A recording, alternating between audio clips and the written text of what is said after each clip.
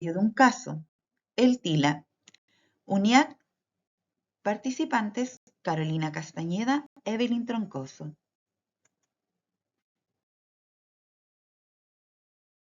Antecedentes del caso y su justificación.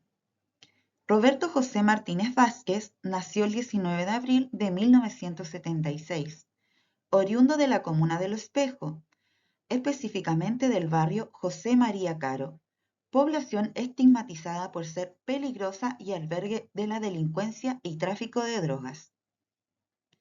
Fue reconocido por el asesinato de una menor de 16 años, drogadicta a quien descuartizó y luego quemó en las vías férreas de un tren. Además, realizó una serie de ataques sexuales a familias del sector oriente de la capital, entre los años 2001 y 2002. Su vida delictual comenzó a los 15 años cuando atacó y violó a una profesora alemana. Desde sus inicios, ya antes de cumplir 18 años, llevaba más de 10 detenciones. Su captura se realizó el 13 de junio de 2003, con tan solo 26 años de edad, reconocido en ese entonces como el psicópata de la dehesa o el TILA, quien sin condena aún se suicida en su celda en la cárcel Colina II el 13 de diciembre de 2002.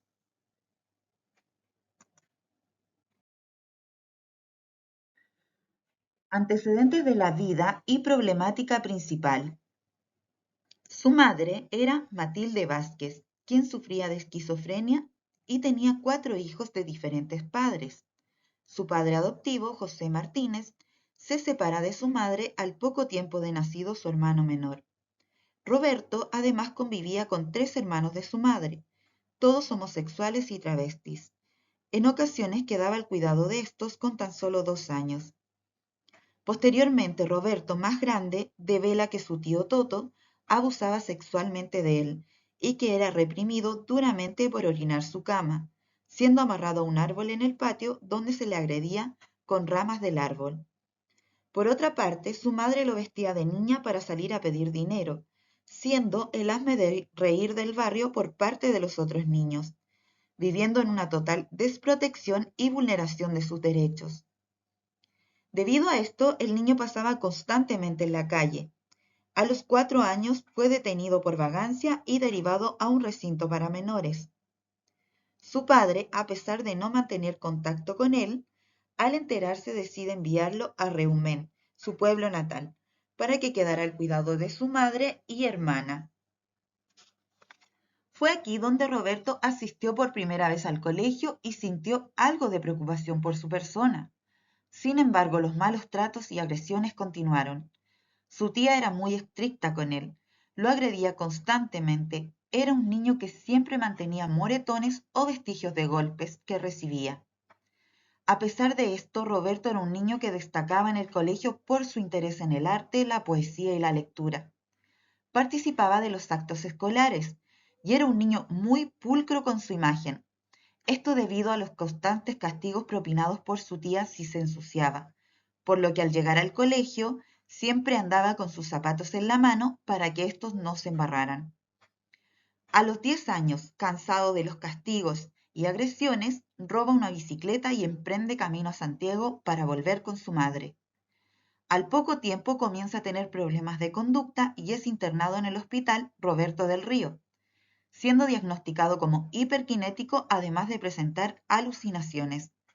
Posteriormente es derivado al hogar de menores El Redil ubicado en Llolleo, esto por decisión de sus padres, donde permaneció alrededor de 6 meses.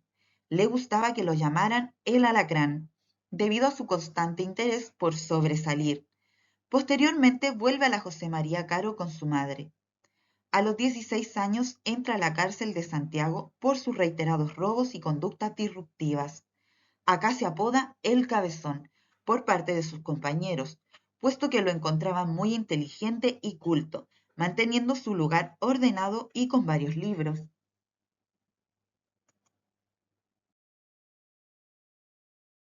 Características generales y normales de personalidad. Desde la información recabada, las características normales asociadas a la personalidad de Roberto Martínez se sitúan en su infancia, periodo en el cual la personalidad se encuentra en etapa de construcción.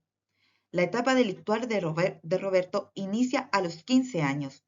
Es en la adolescencia donde se busca un sentido o identidad del yo. Las características generales que fueron evidenciadas en Roberto Martínez están asociadas a su infancia y dan cuenta de introversión, puesto que no se relacionaba ni convivía con otros niños.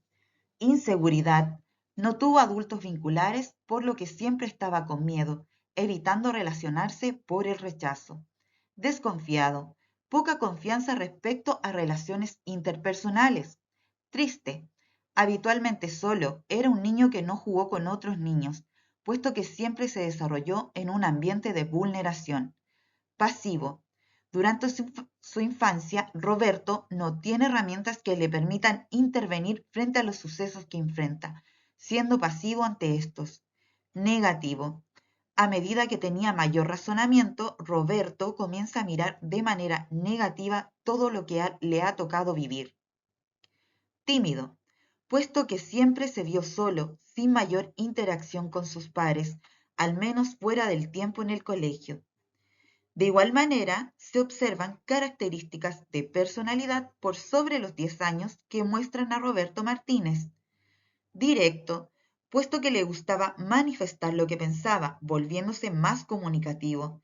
Extrovertido, pasado el tiempo, Roberto comenzó a mostrarse y a llamar la atención, relacionándose fácilmente con los demás en distintos contextos. Dominante, puesto que le gustaba sobresalir y tomar el control de la situación. Suspicaz, si bien Roberto poseía una mayor personalidad, continuaba desconfiando de la gente.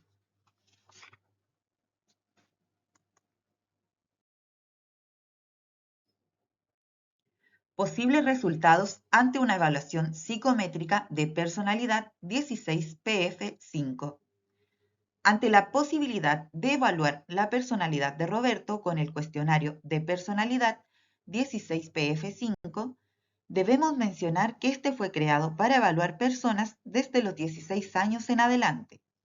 Asimismo, la interpretación se mide en relación con los estilos de respuesta, permitiendo evidenciar sesgos, dimensiones globales que entregan una perspectiva más amplia de la personalidad y escalas primarias que son las que entregan un mayor detalle. El estilo de respuesta se mide en base al puntaje, entregando información respecto de la manipulación de imagen, de la infrecuencia en las respuestas y la adquiescencia relacionada a la deseabilidad de imagen. Las dimensiones globales son extraversión, ansiedad, dureza, independencia y autocontrol. Estas se encuentran constituidas por grupos de escalas primarias y vienen referidas en sus extremos altos o bajos. Antes de su análisis es necesario revisar los apuntamientos y congruencias. Con relación a las dimensiones globales, Roberto se encuentra en un apuntamiento citado en la ansiedad, pudiendo esta presentarse ajustada o ansiosa como es el caso, siendo aquí donde se obtiene una visión más amplia del sujeto. En esta dimensión se aprecian perfiles perturbables, tensa, con mucha ansiedad, vigilante, aprensiva e impaciente.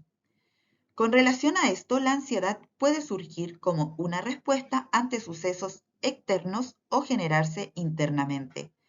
Puede ser una activación de lucha-huida, asociada a una amenaza real o percibida. Asimismo, nos señala que las personas ansiosas generalmente experimentan en mayor medida los efectos negativos. A menudo presentan dificultades en el control de emociones o reacciones, pudiendo tener conductas contraproducentes. La persona en la dimensión global de ansiedad puede verse ajustada o en definitiva ansiosa. Dentro de las escalas primarias de una persona ansiosa se encuentra estabilidad en un polo negativo, vigilancia, aprensión y tensión en polos positivos. Las escalas primarias nos proporcionan detalles específicos de la personalidad del sujeto. La escala de estabilidad, en su polo bajo, se describe como reactiva y emocionalmente cambiable. La persona con puntuación baja presenta una cierta falta de control sobre su vida reaccionando contra ella en vez de adaptarse a las alternativas que la vida le ofrece. La persona presenta altibajos de humor, sus necesidades emocionales no se encuentran satisfechas, además de sentir que no puede controlar que una y otra vez las cosas le sigan saliendo mal. La escala de vigilancia, en su polo positivo, se relaciona con vigilante, suspicaz, escéptica y precavida. Las personas con una puntuación son capaces de relajar su vigilancia, relacionándose esta postura vigilante como respuesta ante acontecimientos de su vida, mostrándose desconfiada y en guardia ante las personas que son demasiado amables, puesto que afirman que hay una gran diferencia entre lo que la gente dice de lo que hace. La escala de aprensión en su polo positivo se vincula con personas aprensivas, inseguras y preocupadas. Estas personas muestran sentimientos de aprensión e inseguridad, siendo este un patrón característico de conducta que se presenta en todas las situaciones de la vida del sujeto. La escala de tensión en su polo positivo nos muestra que una persona es tensa, enérgica, impaciente e intranquila. Cuando la puntuación es alta, los sujetos se comportan de manera intranquila si tienen que esperar, lo que los lleva a la impaciencia e irritabilidad, lo que podría perturbar el autocontrol o impedir una acción efectiva.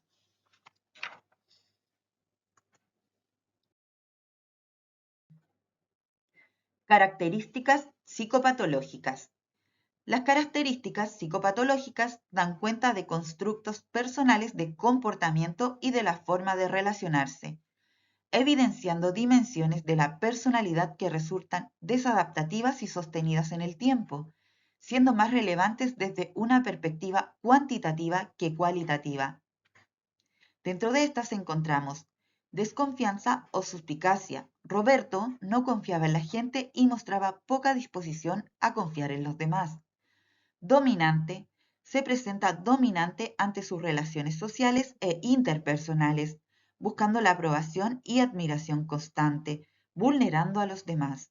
Rencoroso. En múltiples ocasiones Roberto daba a entender que quienes poseían una clase social acomodada eran culpables de lo que él vivió. Impulsivo. Actuaba de manera desinhibida, según se presentaba la oportunidad, sin mediar consecuencias. Emocionalmente cambiante. Roberto solía reaccionar con sentimientos indeseables ante los eventos de la vida y desapego. Inconformista. Siempre buscó más, lo que lo llevaba a sobrepasar las normas morales y no respetar las reglas. Arrogante. Constantemente se mostraba soberbio y a determinadas clases sociales las trataba con desprecio, al igual que aquellos organismos que buscaban que éste acatara las leyes. Desafiante, constantemente desafiaba las reglas y las normas.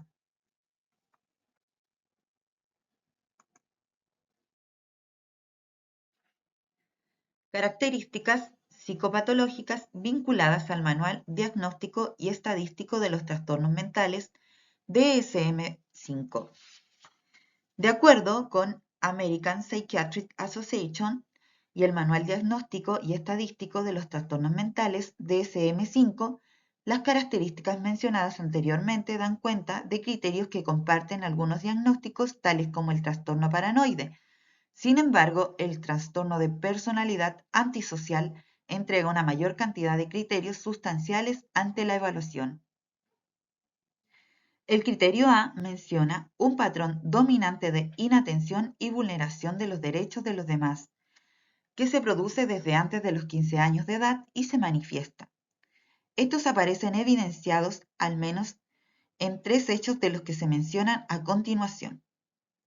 Incumplimiento de las normas sociales. Roberto comete reiterados actos que incumplen la ley. Impulsividad.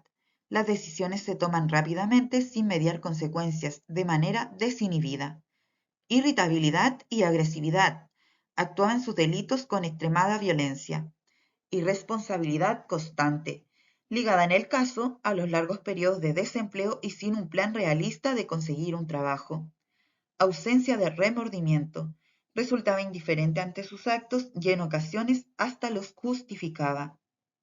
El criterio B menciona al individuo con al menos 18 años.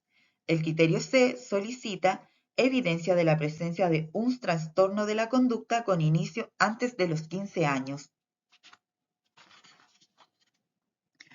Para finalizar, el criterio D considera que el comportamiento antisocial no se produzca en el curso de una esquizofrenia o trastorno bipolar. De acuerdo con el DSM-5, se entregan características asociadas que apoyan al diagnóstico de las personas con trastorno de personalidad antisocial. Estas carecen de empatía, se muestran crueles, cínicos y despectivos en relación a los sentimientos, derechos y sufrimientos de los demás, pudiendo ser arrogantes y consentirse a sí mismos como mejores, características evidentes en Roberto cuando delinquía. De acuerdo también con el DSM-5 y las características de personalidad en Roberto, se muestra disforia y control de impulsos. De manera igual, antecedentes de Roberto dan cuenta de trastornos de conductas a temprana edad, 10 años, con abuso y negligencia infantil y paternidad inestable.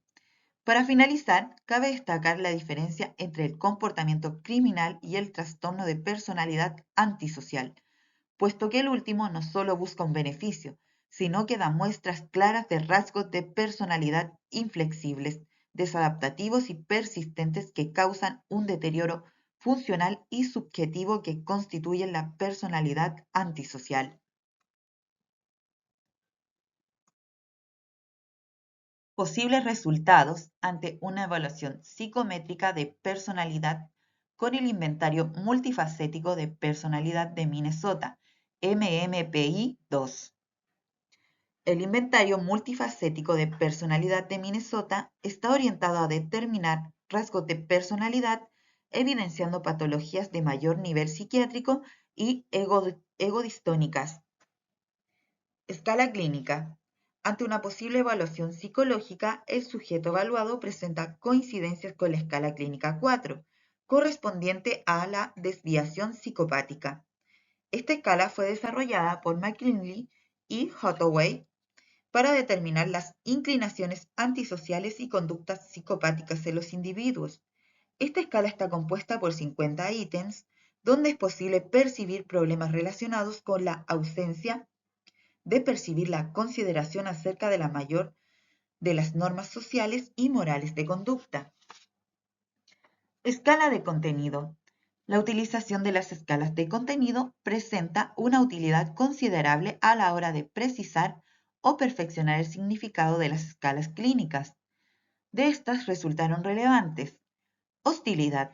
Presenta problemas con el control de la ira, irritabilidad, impaciente, gruñón, molestos, exaltados y tercos. Pierden fácilmente el control sobre sí mismos y señalan haber abusado físicamente de personas u objetos. Problemas familiares. Son personas carentes de amor, con discordias familiares, involucrados en riñas y catalogados como desagradables. Han vivido experiencias humillantes en su infancia. Subescalas. Perteneciente a Harris y Lingois, quienes construyeron subescalas examinando y agrupando el contenido similar. En lo que ellos enfatizaron era destacar una única actitud y único rasgo. PD1. Problemas familiares. Sujetos que provienen de familias carentes de amor, comprensión y apoyo. Han sido criticados por su familia y no han tenido una libertad o independencia adecuada. PD2. Problemas con la autoridad. Reniegan de las normas y costumbres parentales y sociales. Poseen su propia opinión acerca de lo que es correcto o incorrecto, luchando por sus propias creencias. Mencionan haber tenido dificultades en el colegio o con la ley. PD4. Alienación social. Sentimientos de alienación, aislamiento y extraños. Piensan que no son comprendidos y que la vida les ha tratado mal.